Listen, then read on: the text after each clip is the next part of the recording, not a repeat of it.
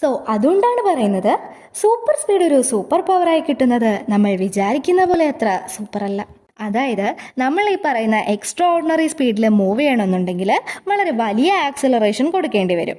ഇത് ഭയങ്കര ഇൻറ്റൻസീവ് ആയിട്ടുള്ള ഒരു ഫോഴ്സും ക്രിയേറ്റ് ചെയ്യും. ബട്ട് മനുഷ്യനല്ലേ സാറേ, അത്ര വലിയ ഫോഴ്സ് വിത്ത്സ്റ്റാൻഡ് ചെയ്യത്തക്ക രീതിയിലുള്ള പവർ നോർമൽ ഹ്യൂമൻ ബീങ്സിന് ഇല്ല. അപ്പോൾ ഈ പറയുന്ന സൂപ്പർ സ്പീഡ് ഒരു സൂപ്പർ പവറായി കിട്ടുകയാണെങ്കിൽ ആ സ്പീഡ് വെച്ച് നമ്മൾ ഓടുമ്പോഴൊക്കെ ബോൺസ് ഒക്കെ ബ്രേക്ക് ആകാനുള്ള സാധ്യതയുണ്ട്. എല്ലിൻ്റെ എണ്ണം കൂടുകയും പല്ലിൻ്റെ എണ്ണം കുറയുകയും ചെയ്യുന്ന ഒരു പ്രതിഭാസമാണ്. ഈ ഒരു ഇഷ്യൂ ഓവർകം ചെയ്തു എന്ന് വിചാരിക്കാം. എന്നാലും നമ്മൾ ഈ മിന്നൽ മുരളി സ്പീഡിലൊക്കെ ഓടുമ്പോൾ ചുറ്റുമുള്ളതൊന്നും കാണാൻ പറ്റില്ല. പക്ഷെ അതല്ല, വിഷൻ അത്ര ക്ലിയർ ആയിരിക്കത്തില്ല. അത്ര തന്നെ.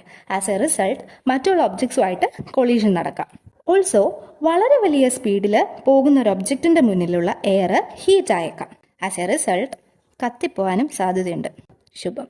ഒരു മീറ്ററോയിഡ് അറ്റ്മോസ്ഫിയറിലേക്ക് എൻ്റർ ചെയ്യുമ്പോഴുള്ള ആ ഒരു ഫിനോമിനുമായിട്ട് ഏറെക്കുറെ സിമിലർ ആണിത്. സൂപ്പർ സ്പീഡിൽ മൂവ് ചെയ്യുന്ന ഒരു ഒബ്ജക്റ്റിന്റെ മുന്നിൽ ഇവനൊരു ചെറിയ ഇൻസെക്റ്റോ അതുപോലുള്ള ചെറിയ മൈന്യൂട്ട് ഒബ്ജക്ട്സ് ഒക്കെ വന്നാൽ തന്നെ ഒരു വലിയ ബുള്ളറ്റുമായിട്ട് ഒരു കൊളീഷൻ നടക്കുന്ന ഒരു എഫക്റ്റ് ആയിരിക്കും അവിടെ ഉണ്ടാവുക.